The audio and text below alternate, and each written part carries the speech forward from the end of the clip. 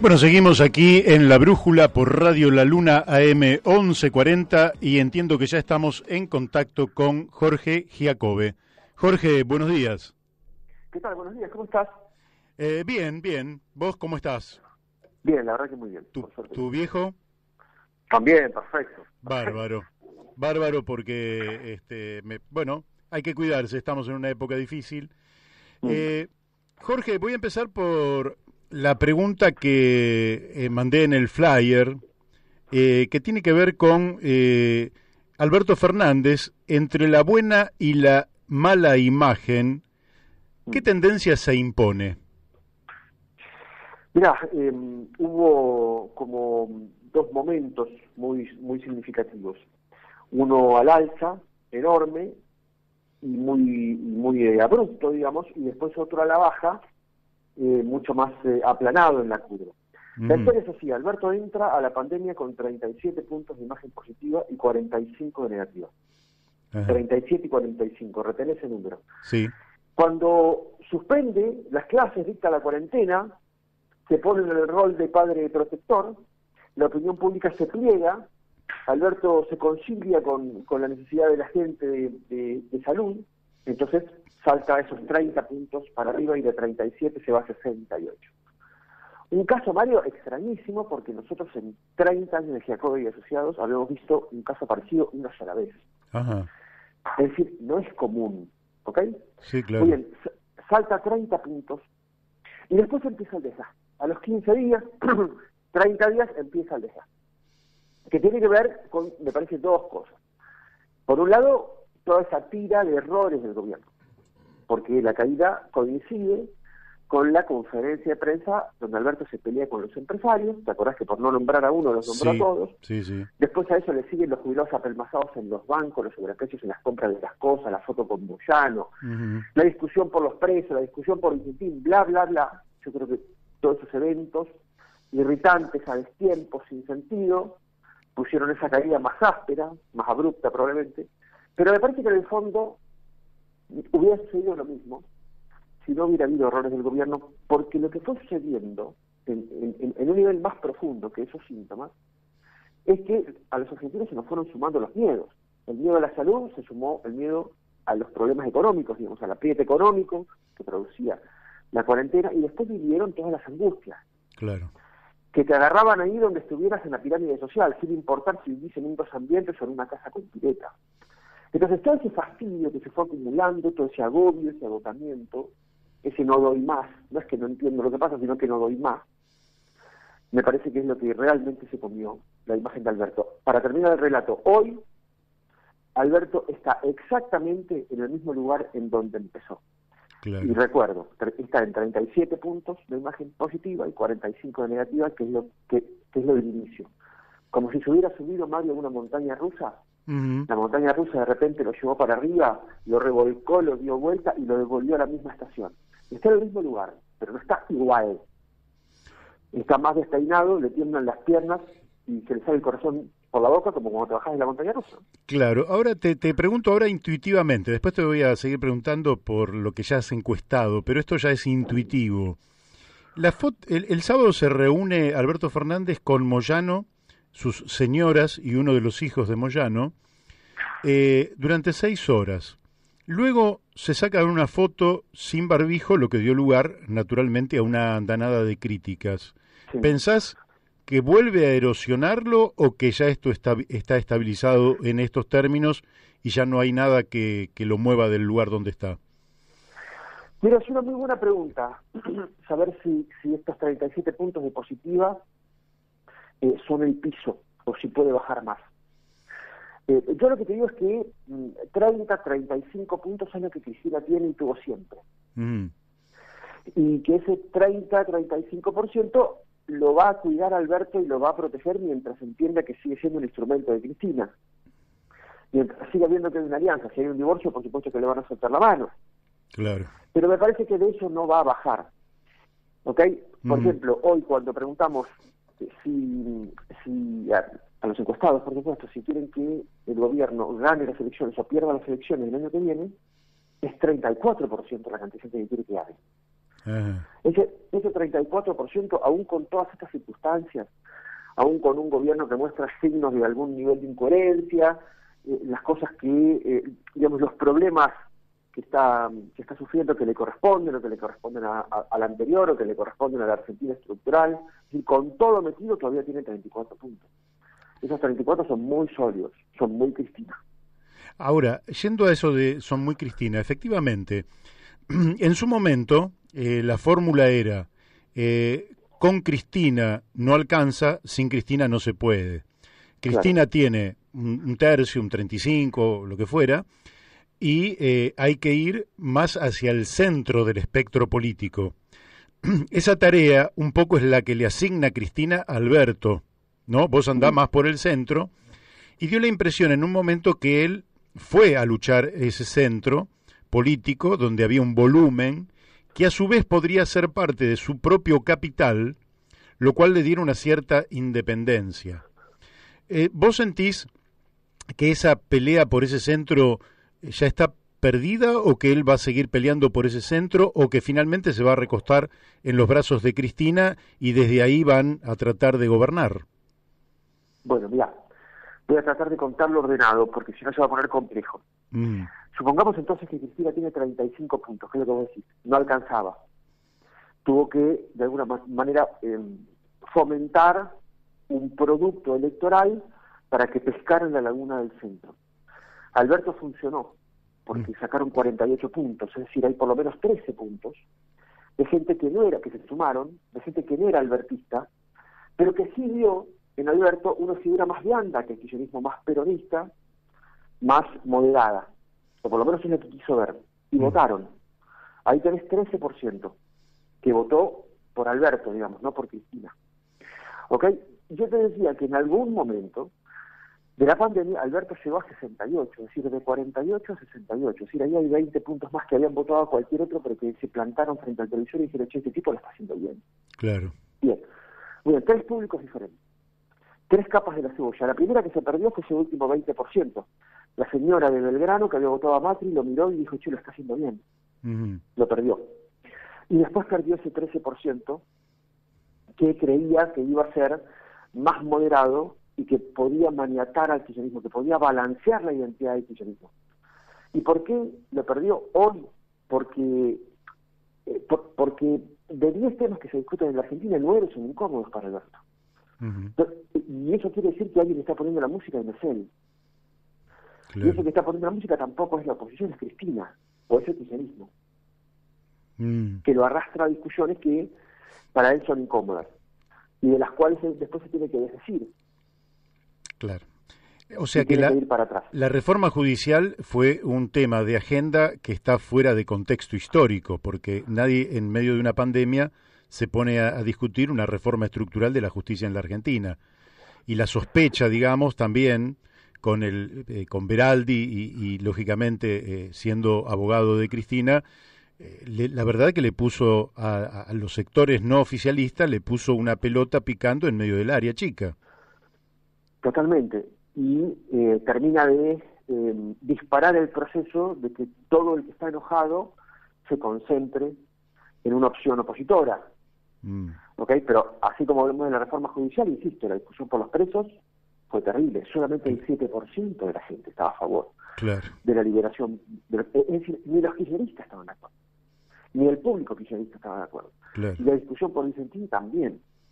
Entonces, fíjate que acá hay dos estructuras psíquicas diferentes, la de Cristina y la de Alberto. Cristina, cuando mete los dedos en el enchufe y encuentra 220, le dice a sus colaboradores, pónganme 440 porque esto me hace cosquillas.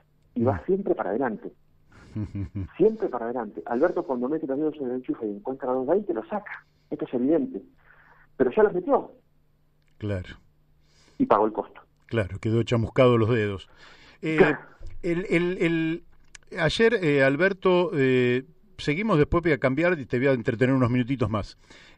Alberto salió a confrontar con Macri y es un poco un revival de aquello que habíamos vivido, qué sé yo, hace unos años atrás, pero realmente se pensó en un momento que se podía superar, planteando, digamos, que le había dicho que bueno, que se tengan que morir todos los que se tengan que morir, en fin, una cosa muy dura. El otro salió a desmentir.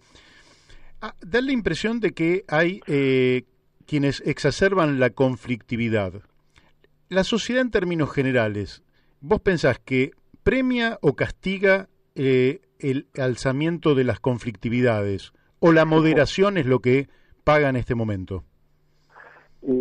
Bueno, mira, me parece que suceden las dos cosas a la vez. Este es un pueblo muy conflictuado, digamos, y ciertamente incoherente. Entonces, me da la sensación, y además está muy comprobado por lo que sucede en las elecciones, de que la pelea entre Frankenstein y el hombre lobo horroriza. Pero también hay que decir que lo horrorizante es sumamente atractivo para los argentinos. Voy a ver la película, digamos. Nosotros vivimos una pelea entre dos facciones que horrorizan hace 15 años en Argentina. Y cuando vos vas a las elecciones, las terceras opciones no crecen.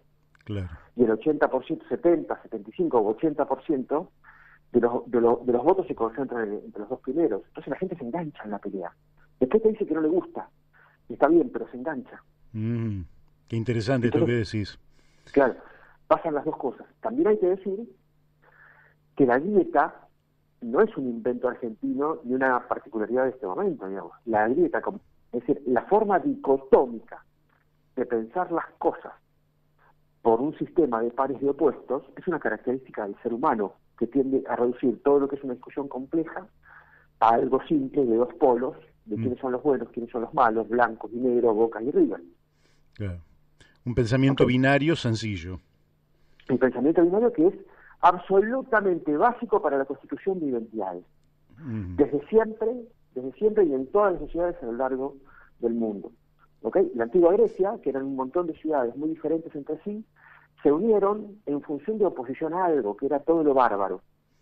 Claro. Y entonces ahí tenés un par de opuestos bien configurativos de las identidades. En Argentina nos pasa lo mismo siempre. Ahora te voy a preguntar sobre eso, pero antes quiero... Perdón, un apunte más. Sí. Un apunte más. Yo creo que el secreto de una sociedad no está en no ponerse binarias, porque Estados Unidos también es binario en términos de republicanos y demócratas. ¿Ok? La habilidad de una sociedad está radicada en la tecnología con la cual discutimos las cosas que tenemos que discutir. Si somos sanguinarios para discutir, si somos tontos para discutir, entonces siempre van a quedar heridas para la próxima discusión. Cuando tenemos que discutir algo que nos pertenece a todos, no algo de lo público. Ahora, si somos más pacíficos, más aplomados para discutir, entonces no importa si somos binarios o no. Claro. Las discusiones transitan de una manera más madura. Dale, perdón, interrumpí. No, está muy bien, está muy interesante este comentario tuyo. Paso al lado de la oposición.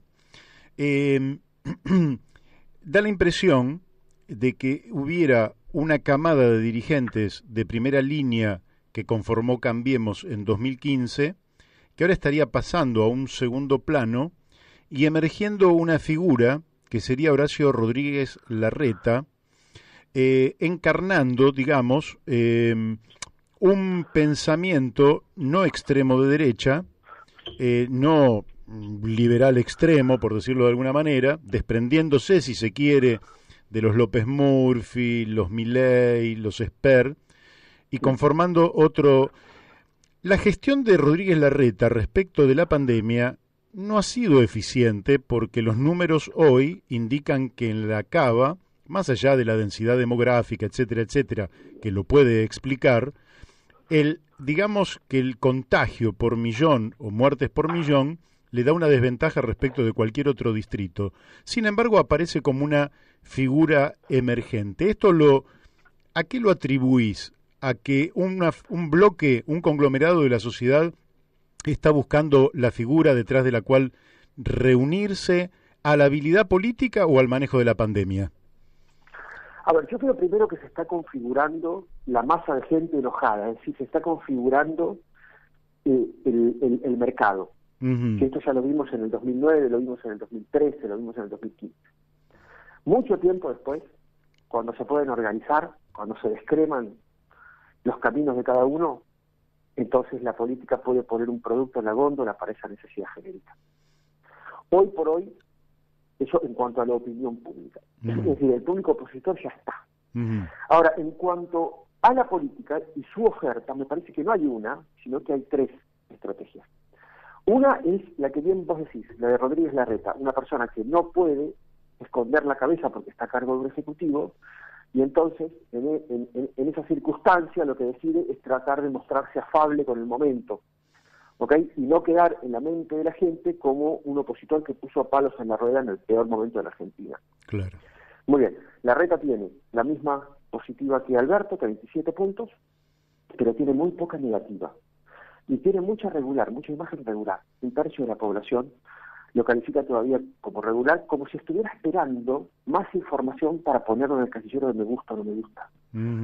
Larreta es evaluado por los argentinos, para bien o para mal, dependiendo cómo lo quieras ver, como un gestor, no como un político del cual hay que enamorarse o hay que odiarlo. Simplemente un administrador de consorcio que puede arreglar los caños del tercero B o no, que puede arreglar el ascensor o no. Es decir, con otro nivel de pasión, mucho más bajo. Él tampoco es un hombre que lo enamora. Simplemente la gente lo valora o no lo valora por la gestión. Esa es una estrategia, la de Larreta. Después tenés aquellos que dicen que no saquemos la cabeza en este momento, porque si el kirchnerismo y el peronismo quisieron gobernar esta Argentina, que se coman los sopapos ellos, que se coman todo el desgastillo. Si sacamos la cabeza, lo que va a suceder es que nos van a echar la culpa de todo a nosotros. Y esa estrategia genera sujetos tácitos de la política. Y ahí tenés a Macri y tenés a Vidal. No están igual. Macri está muy planchado, tiene menos de 20 puntos de imagen positiva, tiene más de 50. Esto explica por qué Alberto sale a atacarlo, porque ya está frito. Vidal todavía no. Vidal todavía conserva un buen capital de imagen positiva, por lo menos 15 puntos arriba de Macri. Y la tercera estrategia y tercera identidad dentro de la oposición es aquellos que dicen al kirchnerismo no le podés dar un centímetro de ventaja. Y hay que salir a marcarle la cancha todos los días, a discutirlos todos los días, y hay que trazar las fronteras de las identidades cada mañana. Y ahí tenés a Patricia Bullrich. Los tres, Vidal, Bullrich y Rodríguez Larreta, hacen roles diferentes. Hacen papeles diferentes. Uno hace de Romeo, otro hace de Julieta y otro hace de Balcón. Se necesitan los tres para la obra. Después veremos quién está mejor para ser votado. Pero me parece que el futuro, para la oposición, los va a necesitar a todos, de la misma manera que el oficialismo va a necesitar empezar a crear figuras de recambio. Todos lo van a necesitar, porque el nivel de problemática de la Argentina se va a comer todo lo que está sentado todo el tiempo. Se va a comer a Alberto y se va a comer al que sigue y al que sigue y al que sigue. Claro, quiere decir que va a haber modificaciones. ¿Cómo estás viendo una figura que evidentemente está siendo promocionada? En fin, no voy a hacer comentarios, pero como Sergio Berni. Bueno, ahí tenés una de las figuras que pueden ser de relevo para dentro del oficialismo. Él lo impulsa, levanta muchísimo el perfil, fíjate que también tiene 220 voltios, eso se nota en su imagen, crecen, así como crece la figura de Patricia Bullrich, crece la figura de Berni también, porque hay un montón de opinión pública con una necesidad de base que tiene que ver con la inseguridad que es enorme.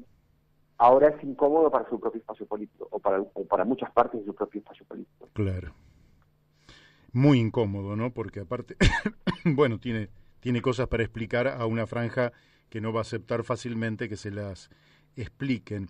Yo te voy a hacer un comentario que tiene que ver con una estrategia que en la década del 90, en fin, quienes conformamos un espacio alternativo, después lo íbamos a repetir también unos años más adelante, o sea, no hace tantos años atrás, que era, por ejemplo, para lograr la bipolaridad, por decirlo así, era decir, el partido único del ajuste, ¿verdad? No sé si te acordás, desde el Frente Grande, por ejemplo, se mencionaba el partido único del ajuste, que el partido único del ajuste sería la suma del Partido Justicialista más la Unión Cívica Radical.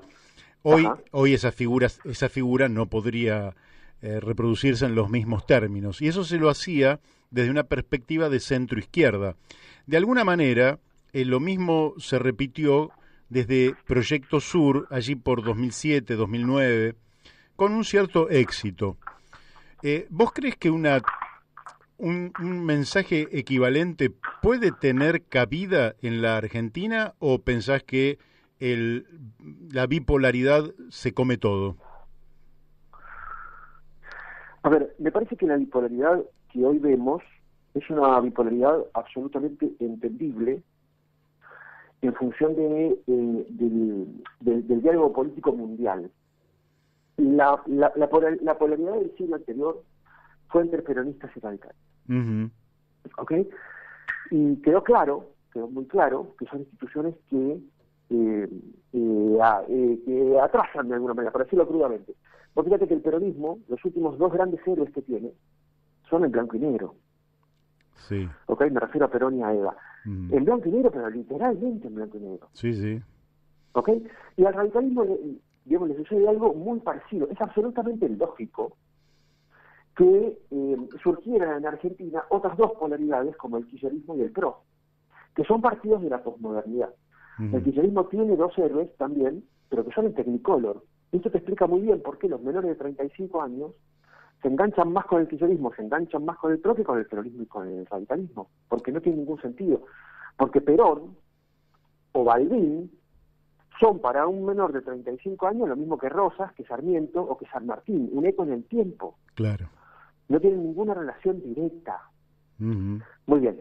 Ahora, las próximas polaridades me parece que se pueden llegar a transformar. Porque en la política argentina, si hay algo que todavía está muy pequeño, muy atomizado, muy en un clima de vedetismo, es el discurso liberal. La noticia es que el discurso liberal salió de la vergüenza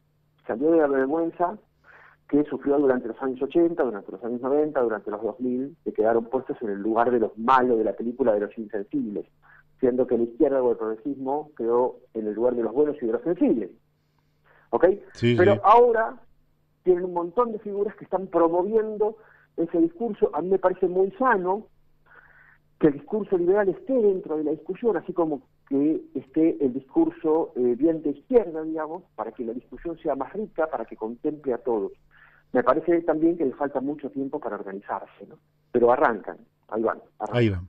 Te hago la última pregunta de mi parte. Ayer Eduardo Duhalde hizo unas declaraciones que, bueno, logró levantar polvareda, ¿no?